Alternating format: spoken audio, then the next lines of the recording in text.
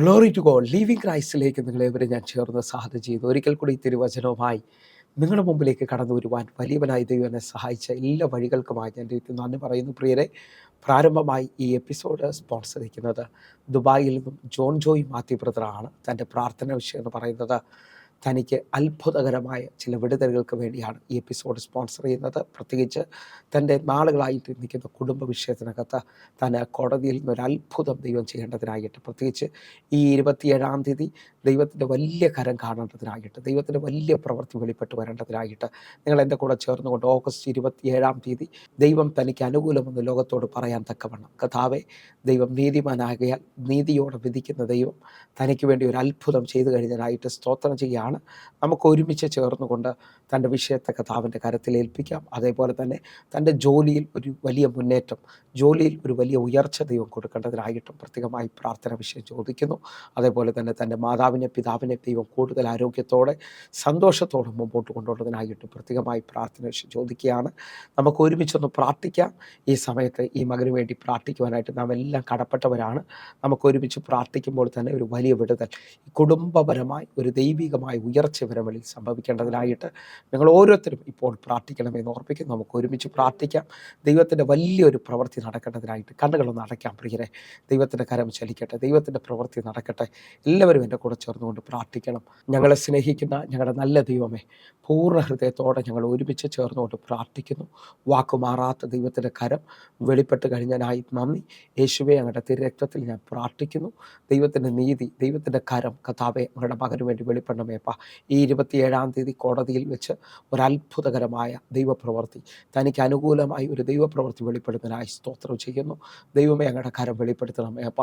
നാളുകൾ പ്രാർത്ഥിച്ചതിനൊരു മറുപടി സ്വർഗത്തിലെ ദൈവം ചെയ്യുന്നതിനായി നന്ദി കർത്താവേ. അതേപോലെ തന്നെ തൻ്റെ ജോലിയിൽ നിൽക്കുന്ന വിരോധങ്ങൾ മാറേണ്ടതിനായിട്ട്, പ്രത്യേകിച്ച് തൻ്റെ കുടുംബം തൻ്റെ കൂടെ ജീവിക്കേണ്ടതിനായിട്ട്, അതിൻ്റെ വിരോധമായി നിൽക്കുന്ന എല്ലാ എതിരുകളെയും യേശുവിൻ്റെ രക്തത്തെ ഞങ്ങൾ ക്യാൻസൽ ചെയ്യുന്നു. കർത്താവെ, ഇപ്പോൾ മുതൽ താനും തൻ്റെ കുടുംബവും ഒരുമിച്ച് ജീവിക്കാൻ തക്കവണ്ണം വഴി തുറക്കണം കർത്താവെ. അതേപോലെ തന്നെ ഞങ്ങൾ ഒരുമിച്ച് മാതാവിനും പിതാവിനുമായി പ്രാർത്ഥിക്കുന്നു. മാതാവിന് വേണ്ടി പ്രാർത്ഥിക്കുന്ന സമയത്ത് കൂടുതൽ ബലപ്പെടുത്തണമേ, വലിയ സൗഖ്യത്തിലേക്കും വിടുതലിലേക്കും നടത്തണമേ അപ്പം. കർത്താവെ, പിതാവിന് വേണ്ടി പ്രാർത്ഥിക്കുന്നു. തല മുതൽ പാദം വരെയും അങ്ങ് അത്ഭുതകരമായി സ്പർശിക്കുകയും ഈ ദിവസങ്ങളിൽ ദൈവത്തിൽ നിന്നൊരു ജയം പ്രാപിക്കാനായിട്ട് കർത്താവെ മാതാവിനെ പിതാവിനെ ഏൽപ്പിക്കുന്നു. കർത്താവെ, ഒരിക്കൽ കൂടെ പ്രിയ ജോൺ ജോയ് മാത്യുവിനെ ഞങ്ങൾ കർത്താവിൻ്റെ കരത്തിൽ ഏൽപ്പിക്കുന്നു. ദൈവത്തിൻ്റെ കരം ചലിച്ചനായി നന്ദി. യേശുവിൻ്റെ രക്തത്തിൽ ഞാൻ പ്രാർത്ഥിക്കുന്നു. അത്ഭുതകരമായൊരു വിടുതൽ അങ്ങയുടെ മകൻ്റെ മേളിൽ വെളിപ്പെട്ടതിനായി സ്തോത്രം.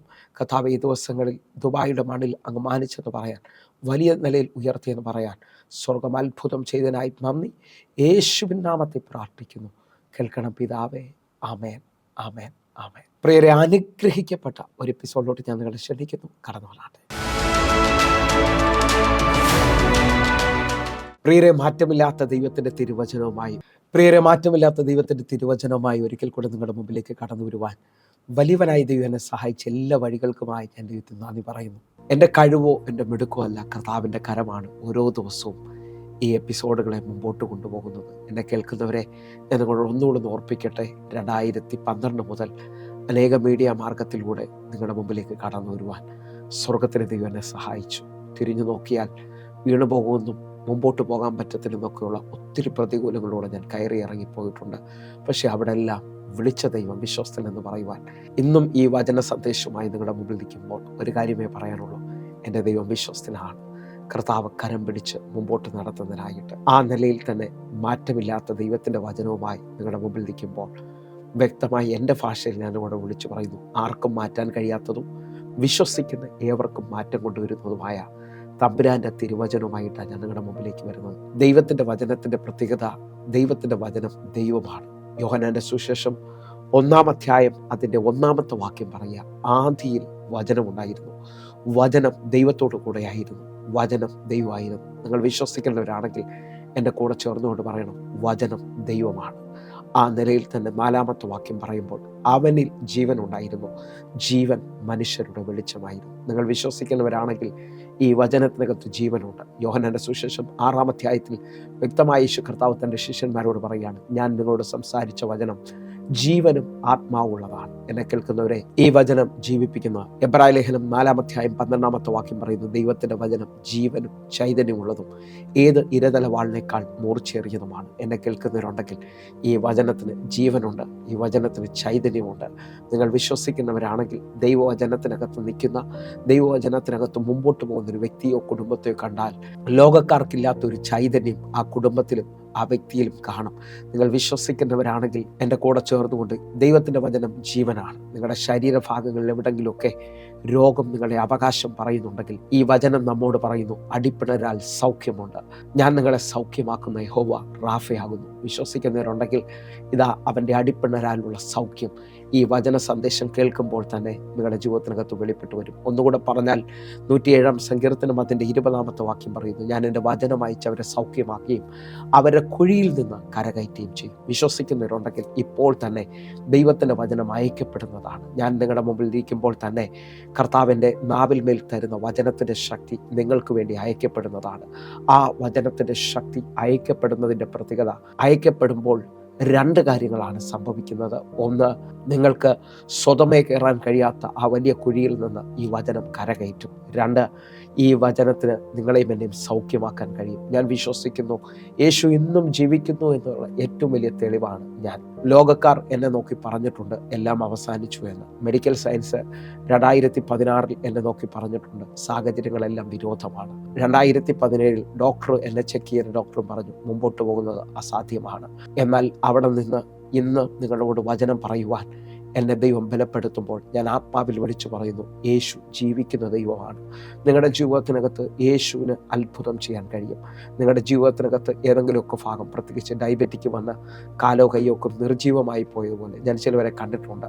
ഞാനത് അനുഭവിച്ചിട്ടുള്ള ആളാണ്. ഹല്ലേലൂയ. കൈകാലുകൾ മരവിച്ചതുപോലെ അറിയാം, ജീവൻ അറ്റുപോകുന്ന അനുഭവത്തിനകത്ത്. ബൈബിളിൻ്റെ ഭാഷയിൽ മരിച്ചത് എന്ന് പറയുന്നത് നമ്മുടെ നോട്ടത്തിൽ കൈകാലുകൾ കൂട്ടിക്കെട്ടി മൂക്കിൽ പഞ്ഞുവെച്ച ഒരു അനുഭവമാണ്. എന്നാൽ ബൈബിൾ ശ്രദ്ധിക്കുന്നവർക്കറിയാം നിർജീവമായി പോയതിനെല്ലാം മരിച്ചത് എന്നാണ് കാണുന്നത്. എന്നാൽ ഞാൻ ആത്മാവിൽ വിളിച്ചു പറയുന്നു, ദൈവത്തിൻ്റെ വചനത്തിന് നിങ്ങളുടെ വാഗ്ദത്തങ്ങളെ ജീവിപ്പിക്കാൻ പറ്റും, നിങ്ങളുടെ ശരീരഭാഗങ്ങളെ ജീവിപ്പിക്കാൻ പറ്റും.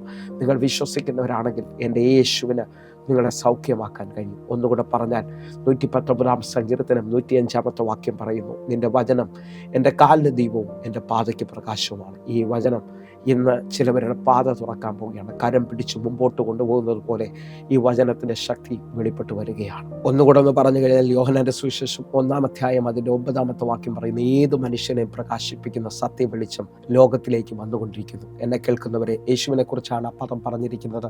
നിങ്ങൾ വിശ്വസിക്കുന്നവരാണെങ്കിൽ നിങ്ങളുടെ ജീവിതത്തിനകത്ത് എത്ര ഇരുട്ട് കട്ടിയായ നിലയിലാണ് നിൽക്കുന്നെങ്കിലും ഒരു മെഴുകുതിരിയുടെ വെളിച്ചം കൊണ്ട് തീരാനേ ഉള്ളൂ എന്ന് നിങ്ങൾ മനസ്സിലായാൽ നിങ്ങൾ ഇപ്പോൾ മുതൽ ദൈവത്തിൻ്റെ വചനത്തെ മുറുകെ പിടിക്കാൻ തുടങ്ങും.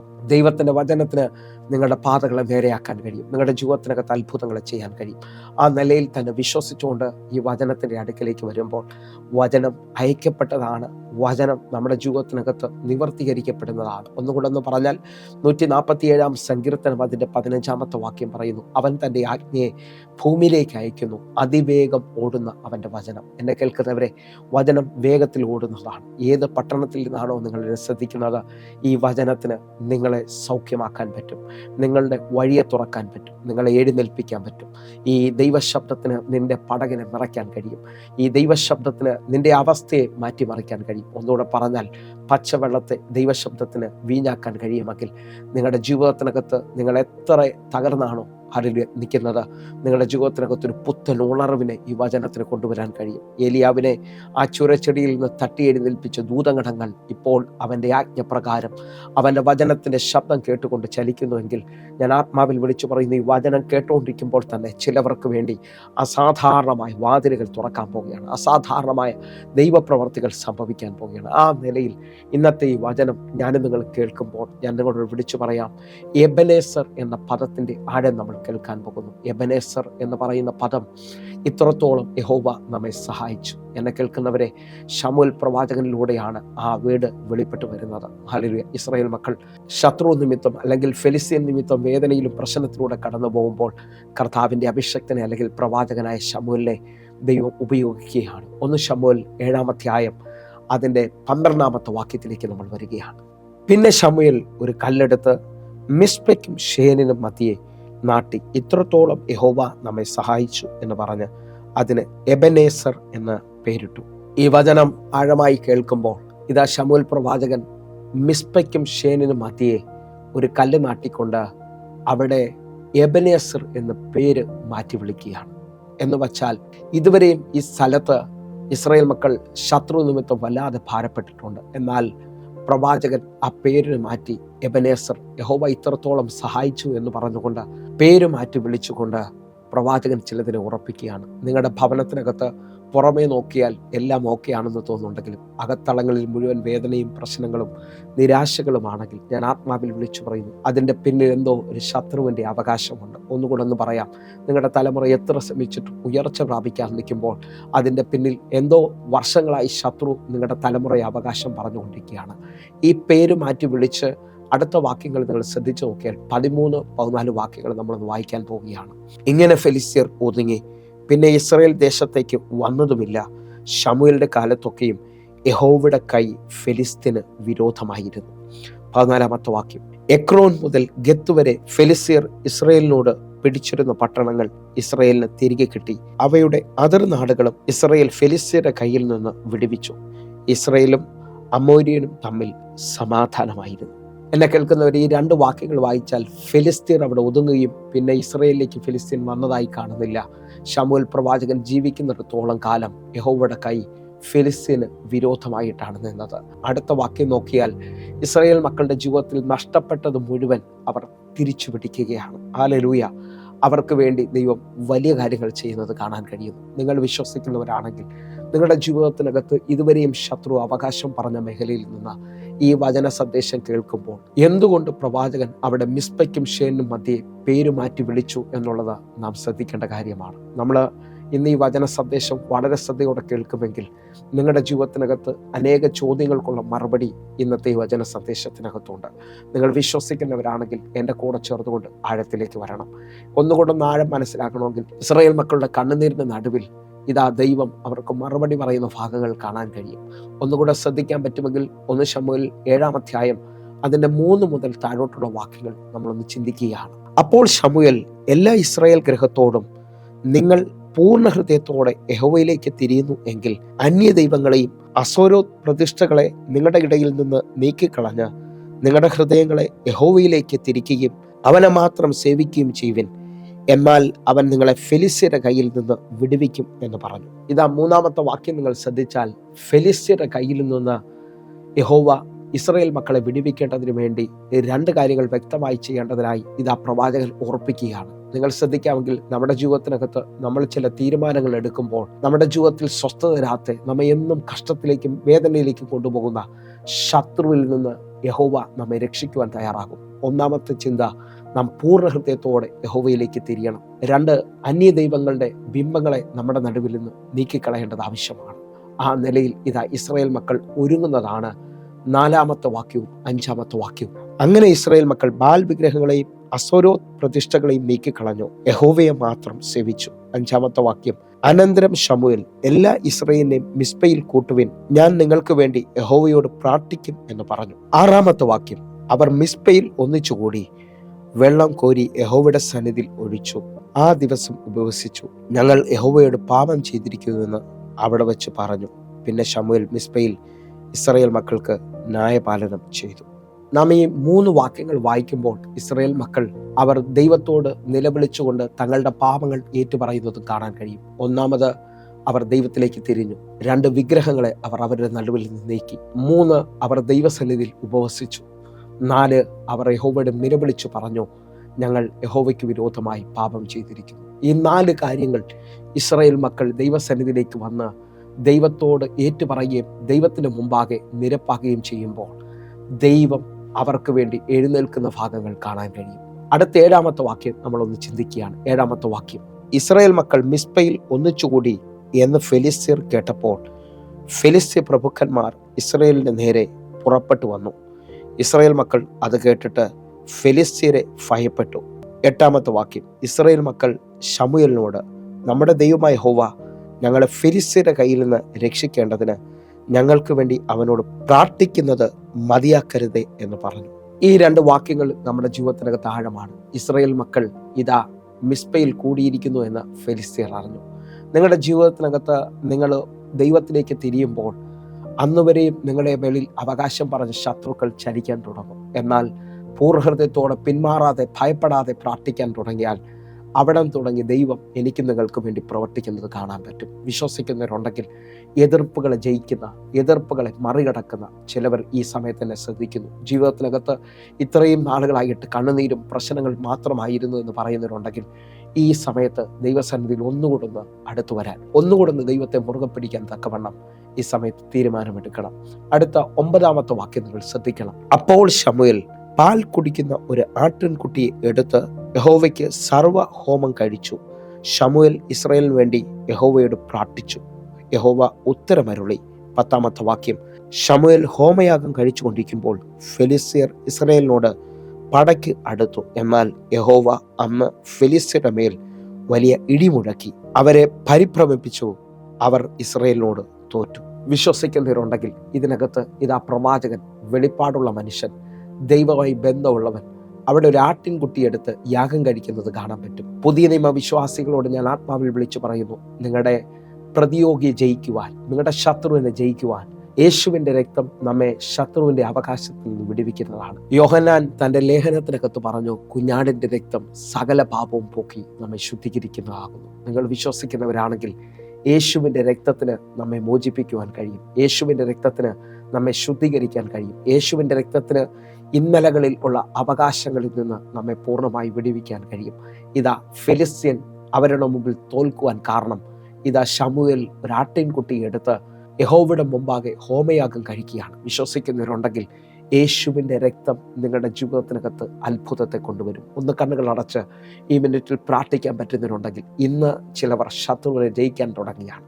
ഇന്നു മുതൽ നിങ്ങളുടെ ജീവിതത്തിനകത്ത് വലിയ ചില വിടുതലുകൾ സംഭവിക്കാൻ പോവുകയാണ്. പ്രാർത്ഥനയോടെ എൻ്റെ കൂടെ നിങ്ങൾ മുമ്പോട്ട് ചലിക്കാൻ തയ്യാറാകണം. നിങ്ങളുടെ ജീവിതത്തിനകത്ത് പുതിയത് ചിലത് ഈ മിനിറ്റ് മുതൽ പ്രതീക്ഷിക്കണം. അടുത്ത ഭാഗം ഇതാ ഇസ്രായേൽ മക്കളോട് ഫെലിസ്ത്യർ തോറ്റുപോവുകയാണ്. ആ തോറ്റുപോയ അനുഭവത്തിനകത്ത് നിന്നാണ് നാം കുറിവാക്യമായി വായിച്ച 12 വാക്യം ഞാനും നിങ്ങളും ശ്രദ്ധിക്കുന്നത്. 12 വാക്യം ഒന്നുകൂടെ ഒന്ന് വായിച്ചുകൊണ്ട് എൻ്റെ ചിന്തയ്ക്കകത്തോട്ട് വരികയാണ്. പിന്നെ ശമൂവേൽ ഒരു കല്ലെടുത്ത് മിസ്പയ്ക്കും ഷേനിനും മധ്യേ നാട്ടി, ഇത്രത്തോളം യഹോവ നമ്മെ സഹായിച്ചു എന്ന് പറഞ്ഞ് അതിന് എബനേസർ എന്ന പേരിട്ടു. നിങ്ങൾ വിശ്വസിക്കുന്നവരാണെങ്കിൽ ഇസ്രായേൽ മക്കൾക്ക് നിലനിൽക്കുന്ന ഒരു ജയത്തിലേക്ക്, ശത്രുവിൽ നിന്ന് ഒരു ജയം മാത്രമല്ല, ഇനി ശത്രു വരാത്ത രീതിയിൽ ഇതാ ഇസ്രായേൽ മക്കൾക്ക് എന്നേക്കുമായി ജയം ലഭിക്കേണ്ടതിന് വേണ്ടി വെളിപ്പാടുള്ള ദൈവമായി ബന്ധമുള്ള പ്രവാചകൻ അല്ലെങ്കിൽ ദൈവത്തിൻ്റെ അഭിഷക്തൻ അവിടെ ആ സ്ഥലത്ത് മിസ്പയ്ക്കും ഷേനിനും നടുവിൽ അവൻ പേര് മാറ്റി വിളിക്കുകയാണ്. എന്നെ കേൾക്കുന്നവരെ, മിസ്പ എന്ന് പറയുന്ന സ്ഥലത്തെക്കുറിച്ച് നമ്മൾ ഒന്ന് പഠിക്കാൻ പോവുകയാണ് ആഴമായിട്ട്. ഇന്നലകളിൽ സംഭവിച്ചത് നമ്മുടെ ജീവിതത്തെ ഒന്ന് തിരിച്ചറിയാൻ പറ്റുമെങ്കിൽ അതാണ് നമ്മുടെ ജീവിതത്തിനകത്ത് വലിയ വിടുതലായി തീരാൻ പോകുന്നത്. ഉൽപ്പത്തി പുസ്തകം 31 അധ്യായം അതിൻ്റെ 22 വാക്യം മുതൽ നമ്മൾ ചിന്തിക്കുന്നു. എൻ്റെ കൂടെ വരണം. യാക്കോബ് ഓടിപ്പോയി എന്ന് ലാബാന് 3-ാം ദിവസം അറിവ് കിട്ടി. ഉടനെ അവൻ തൻ്റെ സഹോദരന്മാരെ കൂട്ടിക്കൊണ്ട് 7 ദിവസത്തെ വഴി അവനെ പിന്തുടർന്നു ഗിലെയാദ് പർവ്വതത്തിൽ അവനോട് ഒപ്പം എത്തി. യാക്കോബിൻ്റെ അമ്മായിയപ്പനാണ് ലാബാൻ. ഇതാ ലാബാൻ അറിയാതെ യാക്കോബ് തൻ്റെ ഭാര്യമാരെയും തൻ്റെ മക്കളും തനിക്കുള്ളതുമായി അവിടെ നിന്ന് പുറപ്പെട്ട് തൻ്റെ ഭവനത്തിലേക്ക് യാത്ര തിരിക്കുകയാണ്. ആ യാത്രയിൽ 3-ാം ദിവസം ഇതാ ലാബാന് തിരിച്ചറിവ് കിട്ടി, തന്നിൽ നിന്ന് യാക്കോബും കുടുംബവും ഓടിപ്പോയി എന്നുള്ളത്. എന്നാൽ യാക്കോബിനെ പിന്തുടരാൻ തക്കവണ്ണം ലാബാൻ തൻ്റെ സഹോദരങ്ങളെയും കൂട്ടിക്കൊണ്ട് ചെല്ലുകയാണ്. നിങ്ങൾ ശ്രദ്ധിക്കാൻ പറ്റുമെങ്കിൽ ഇതിൻ്റെ ആഴമാണ് നമ്മൾ തൊടാൻ പോകുന്നത്. അതിൻ്റെ 29 വാക്യം. നിങ്ങളോട് ദോഷം ചെയ്യുവാൻ എൻ്റെ പക്കൽ ശക്തിയുണ്ട്, എങ്കിലും നീ യാക്കോബിനോട് ഗുണമെങ്കിലും ദോഷമെങ്കിലും ചെയ്യാതിരിക്കുവാൻ സൂക്ഷിച്ചു കൊള്ളുക എന്ന് നിങ്ങളുടെ പിതാവിൻ്റെ ദൈവം കഴിഞ്ഞ രാത്രി എന്നോട് കൽപ്പിച്ചിരുന്നു. ഇതാ ലാബാൻ യാക്കോബിനോട് പറയുകയാണ്, നിങ്ങളോട് ദോഷം ചെയ്യുവാൻ എൻ്റെ പക്കൽ ശക്തിയുണ്ട്, പക്ഷേ നിങ്ങളുടെ പിതാവിൻ്റെ ദൈവം കഴിഞ്ഞ രാത്രിയിൽ എന്നോട് സ്വപ്നത്തിൽ ഇടപെട്ടിട്ട് പറഞ്ഞു, നിന്നോട് ഗുണമെങ്കിലും ദോഷമെങ്കിലും ചെയ്യരുത്. വിശ്വസിക്കുന്നവരുണ്ടെങ്കിൽ ഞാനും നിങ്ങളും ഇന്നും മുമ്പോട്ട് പോകുന്നത് നമ്മുടെ ദൈവത്തിൻ്റെ കരുതലുള്ളത് കൊണ്ടാണ്, നമ്മുടെ ദൈവത്തിൻ്റെ കാവലുള്ളത് കൊണ്ടാണ്. വിശ്വസിക്കുന്നവരുണ്ടെങ്കിൽ യാക്കോബിൻ്റെ അടുക്കലേക്ക് അടുത്തു വന്ന് ലാബാന് അവനെ നശിപ്പിക്കാനുള്ള ശക്തി അവൻ്റെ കയ്യിലുണ്ട്. എന്നാലും സർവശക്തനായ ദൈവം ലാബാനോട് ഇടപെട്ടിട്ട് പറഞ്ഞു, ഗുണമെങ്കിലും ദോഷമെങ്കിലും എൻ്റെ ദാസനോട് ചെയ്യരുത്. നിങ്ങൾ വിശ്വസിക്കുന്നവരാണെങ്കിൽ ഇന്നും നാം ജീവനോടിരിക്കുന്നത് ദൈവത്തിൻ്റെ കരുണയാണ്, ദൈവത്തിൻ്റെ പ്രൊട്ടക്ഷനാണ്. അത് തിരിച്ചറിയാം. എന്നാൽ നമ്മുടെ ചിന്തയ്ക്കകത്തോട്ട് വരികയാണ് അടുത്ത വാക്യം. നിങ്ങൾ ശ്രദ്ധിക്കണം, അവിടെയാണ് ആഴം നിൽക്കുന്നത്. 30-ാമത്തെ വാക്യം, ആകട്ടെ നിന്റെ പിതൃഭവനത്തിനായുള്ള അതിവാഞ്ചിയാൽ നീ പുറപ്പെട്ടു പോന്നു, എന്നാൽ എൻ്റെ ദേവന്മാരെ മോഷ്ടിച്ചത് എന്തിന്? ഈ വാക്യമാണ് ഏറ്റവും വലിയ ആഴം. ഇതാ യാക്കോബിനോട് ലാബാൻ ചോദിക്കുകയാണ്, നിന്റെ പിതൃഭവനത്തിലേക്ക് പോകാനുള്ള അതിവാഞ്ചയിലാണ് നീ പുറപ്പെട്ടെന്ന് ഞാൻ വിശ്വസിക്കുന്നു. പക്ഷേ നീ എന്തിനാണ് എൻ്റെ ദേവന്മാരെ മോഷ്ടിച്ചത്? ഞാൻ ആത്മാവിൽ വിളിച്ചു പറയാം, ശത്രുക്കൾ നമ്മെ ഇന്നും പിന്തുടരണമെങ്കിൽ അവന് നമ്മിൽ എന്തോ ഒരവകാശമുണ്ട്. ആ അവകാശം ചില ദേവന്മാരുടേതായിരിക്കാം. നിങ്ങൾ തിരിച്ചറിയാമെങ്കിൽ യഹോവയിലേക്ക് ജനം പൂർണ്ണമായി തിരിയണമെന്നാണ് ബൈബിൾ മുഴുവനായി പഠിച്ചാൽ നാം കാണുന്നത്. ഇതാ യാക്കോബ് പുറപ്പെടുമ്പോൾ ലാബാന്റെ ദേവന്മാരെയും കൂടെ മോഷ്ടിച്ചുകൊണ്ട് വന്നു എന്നാണ് ലാബാൻ ഇപ്പോൾ പറയുന്നത്. അടുത്ത വാക്യങ്ങൾ ശ്രദ്ധിച്ചാൽ യാക്കോബ് വലിയ നിലയിൽ ലാബാനോട് ദേഷ്യപ്പെടുന്നത് കാണാൻ പറ്റും. ഇത് തിരിച്ചറിഞ്ഞ യാക്കോബ് ലാബാനോട് ചില നിയമങ്ങൾ വെക്കാൻ പോവുകയാണ്. നിങ്ങൾ ശ്രദ്ധിച്ചേ, യാക്കോബ് നിയമം പറയുന്നത് നിങ്ങൾ ശ്രദ്ധിക്കണം. അതിന്റെ 32-ാമത്തെ വാക്യം, ആരുടെയെങ്കിലും പക്കലെങ്കിലും നിന്റെ ദേവന്മാരെ കണ്ടാൽ അവൻ ജീവനോട് ഇരിക്കരുത്. എൻ്റെ പക്കൽ നിന്റെ വക വല്ലതും ഉണ്ടോ എന്ന് നീ നമ്മുടെ സഹോദരന്മാർ കാണുക, നോക്കിയെടുക്കുക എന്ന് ഉത്തരം പറഞ്ഞു. റാഹേൽ അവയെ മോഷ്ടിച്ചത് യാക്കോബ് അറിഞ്ഞില്ല. റാഹേൽ അവയെ മോഷ്ടിച്ചത് യാക്കോബ് അറിഞ്ഞില്ല. എന്നെ കേൾക്കുന്നവരെ, ഈ വചനത്തിന് വലിയ ആഴമുണ്ട്. യാക്കോബിന്റെ ഭാര്യയായ റാഹേൽ തൻ്റെ അപ്പന്റെ ദേവന്മാരെ മോഷ്ടിച്ചുകൊണ്ടാണ് അവിടെ നിന്ന് പുറപ്പെട്ടിരിക്കുന്നത്. എന്നാൽ ഇത് യാക്കോബ് അറിഞ്ഞില്ല. യാക്കോബ് കോപത്താൽ ലാബാനോട് സത്യം ചെയ്യുകയാണ്, എൻ്റെ പക്കൽ ആരെങ്കിലും അതെടുത്തിട്ടുണ്ടെങ്കിൽ അവൻ ജീവനോടെ ഇരിക്കരുത്. എന്നാൽ താൻ അറിയാതെ ഇത്രത്തോളം സംസാരിക്കുമ്പോൾ അടുത്ത താഴോട്ടുള്ള വാക്യങ്ങൾ നിങ്ങൾക്ക് ശ്രദ്ധിച്ചാൽ അറിയാം, റാഹേൽ അത് ഒളിപ്പിച്ചു വെക്കുന്നത് നമുക്ക് കാണാൻ കഴിയും. താഴോട്ടുള്ള 2 വാക്യങ്ങൾ നമുക്ക് വേഗത്തിൽ വായിക്കാം. 33-34 വാക്യങ്ങൾ. അങ്ങനെ ലാബാൻ യാക്കോബിന്റെ കൂടാരത്തിലും ലേയുടെ കൂടാരത്തിലും 2 ദാസിമാരുടെ കൂടാരത്തിലും ചെന്ന് നോക്കി, ഒന്നും കണ്ടില്ല താനും. അവൻ ലേയുടെ കൂടാരത്തിൽ നിന്ന് ഇറങ്ങി റാഹേലിന്റെ കൂടാരത്തിൽ ചെന്നു. എന്നാൽ റാഹേൽ വിഗ്രഹങ്ങളെ എടുത്ത് ഒട്ടകക്കോപ്പിനകത്ത് ഇട്ട് അതിന്മേൽ ഇരിക്കുകയായിരുന്നു. ലാബാൻ കൂടാരത്തിനൊക്കെയും തിരിഞ്ഞു നോക്കിയിട്ട് കണ്ടില്ല താനും. 35-ാമത്തെ വാക്യം, അവൾ അപ്പനോട്, യജമാനൻ കോപിക്കരുതേ, നിന്റെ മുമ്പാകെ എഴുന്നേൽക്കുവാൻ എനിക്ക് കഴിവില്ല, സ്ത്രീകൾക്കുള്ള മുറ എനിക്ക് വന്നിരിക്കുന്നു എന്ന് പറഞ്ഞ് അങ്ങനെ അവൻ ശോധന കഴിച്ചു, ഗ്രഹവിഗ്രഹങ്ങളെ കണ്ടില്ല താനും.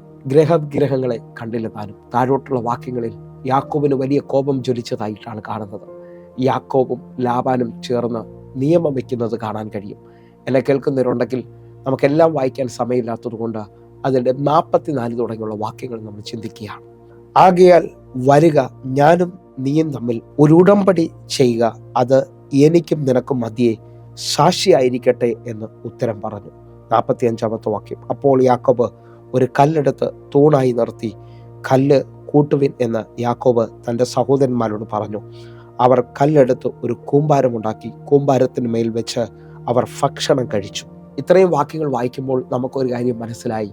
യാക്കോബും ലാബാനും ഒരു നിയമം വെക്കുകയാണ്, അല്ലെങ്കിൽ ഉടമ്പടി ചെയ്യുകയാണ്. ഉടമ്പടി ഒരു കല്ല് നാട്ടി ആ കല്ല് കൂമ്പാരമാക്കിയിട്ട് അതിൻ്റെ വെളിയിൽ വെച്ച് ഭക്ഷണം കഴിച്ചുകൊണ്ടാണ്. ആ ഭക്ഷണം കഴിച്ച ശേഷമുള്ള വാക്യങ്ങൾ നമ്മൾ ശ്രദ്ധിക്കുകയാണ്. 48-ാമത്തെ വാക്യം, ഈ കൂമ്പാരം ഇന്ന് എനിക്കും നിനക്കും മധ്യേ സാക്ഷി എന്ന് ലാബാൻ പറഞ്ഞു. അതുകൊണ്ട് അതിന് ഗലേദ് എന്നും മിസ്പ കാവൽമാടം എന്നും പേരായി. അതിന് ഗലേദ് അല്ലെങ്കിൽ മിസ്പ അല്ലെങ്കിൽ കാവൽമാടം എന്നും പേരായി.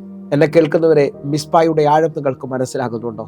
യാക്കോബും ലാബാനും ചേർന്ന് ഉടമ്പടി വെച്ച സ്ഥലം. ആ ഉടമ്പടിയിൽ ഞാൻ നിങ്ങളുടെ ആത്മാവിൽ വിളിച്ചു പറയാം, നിങ്ങൾ ആഴമായി ശ്രദ്ധിക്കുന്നവരുണ്ടെങ്കിൽ മനുഷ്യന് നമ്മിൽ നിന്ന് പലതും മറയ്ക്കാൻ കഴിയും. നമ്മെ മറച്ച് പലതും പലവർക്കും ചെയ്യുവാൻ കഴിയും. എന്നാൽ ദൈവത്തിൻ്റെ കണ്ണുകൾക്ക് ഇതൊന്നും മറവല്ല. പഴയ നിയമകാലത്തിൽ ഉടമ്പടിക്ക് വലിയ വിലയുണ്ട്. അവർ ഉടമ്പടി ചെയ്തു. അടുത്ത വാക്യം കൂടെ നാം ശ്രദ്ധിക്കണമെന്ന് ഓർപ്പിക്കുന്നു. 49-ാമത്തെ വാക്യം, നാം തമ്മിൽ അകന്നിരിക്കുമ്പോൾ യഹോവ എനിക്കും നിനക്കും നടുവേ കാവലായിരിക്കട്ടെ.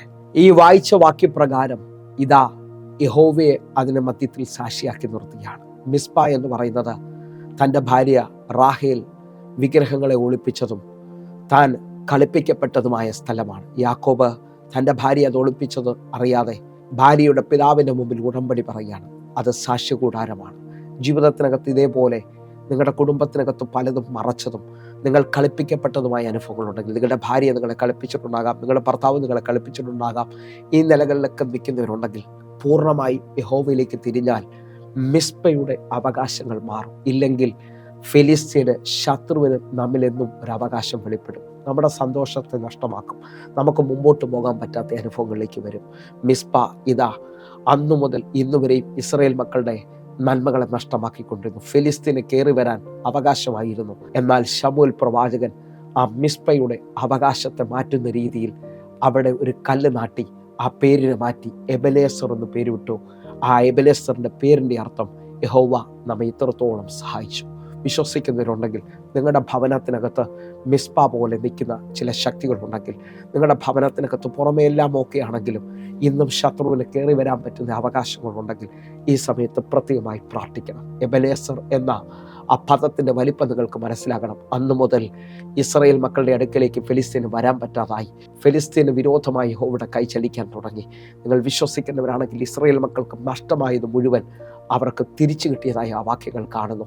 നമ്മുടെ ജീവിതത്തിനകത്തും നഷ്ടമായി പോയതിനെ തിരിച്ചു പിടിക്കുവാൻ, നമ്മുടെ ജീവിതത്തിനകത്തും ഒരു എഴുന്നേൽപ്പ് സംഭവിക്കേണ്ടതിനായി ഈ മണിക്കൂറുകൾ നിങ്ങൾ പ്രാർത്ഥിക്കാൻ തയ്യാറാകണം. ജീവിതത്തിനകത്ത് ഹല്ലേലൂയ പറ്റിപ്പോയ അബദ്ധങ്ങൾ കാണാം. തെറ്റുപറ്റി എന്ന് പറഞ്ഞുകൊണ്ട് ദൈവത്തിന് മുമ്പാകെ തിരിയുമെങ്കിൽ, വിഗ്രഹങ്ങളെ ഉപേക്ഷിക്കാൻ പറ്റുന്നുണ്ടെങ്കിൽ, ദൈവത്തിലേക്ക് പൂർണ്ണമായി തിരിയുമെങ്കിൽ നിങ്ങളുടെ ജീവിതത്തിനകത്ത് ഇന്നൊരു അത്ഭുതം കർത്താവ് ചെയ്യും. ഹല്ലേലൂയ.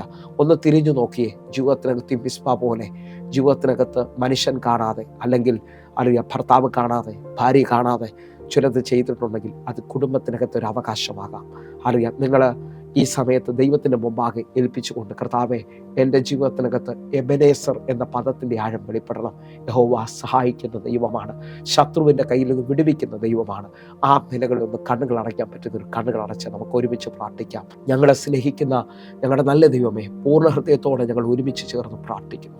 ഞങ്ങളുടെ അറിവില്ലാത്ത സമയത്ത് മിസ്പായെ പോലെ ചില അവകാശങ്ങൾ ഞങ്ങളുടെ ജീവിതത്തിനകത്തുണ്ടെങ്കിൽ ഇന്ന് ആ എബെനേസറിൻ്റെ പേരിൻ്റെ വലിപ്പം ഞങ്ങളുടെ ജീവിതത്തിനകത്ത് ഞങ്ങൾ പൂർണ്ണമായി യഹോവയിലേക്ക് തിരികെയാണ്. ഞങ്ങൾ വിഗ്രഹങ്ങളെ ഉപേക്ഷിക്കുന്നു. ഞങ്ങൾ പൂർണ്ണമായി മാനസാന്തരപ്പെട്ടുകൊണ്ട്, ദൈവമേ, ഞങ്ങളുടെ ജീവിതത്തിനകത്ത് നല്ലൊരു അനുഭവത്തിലേക്ക് ഞങ്ങളെ കൊണ്ടുവരണമേ.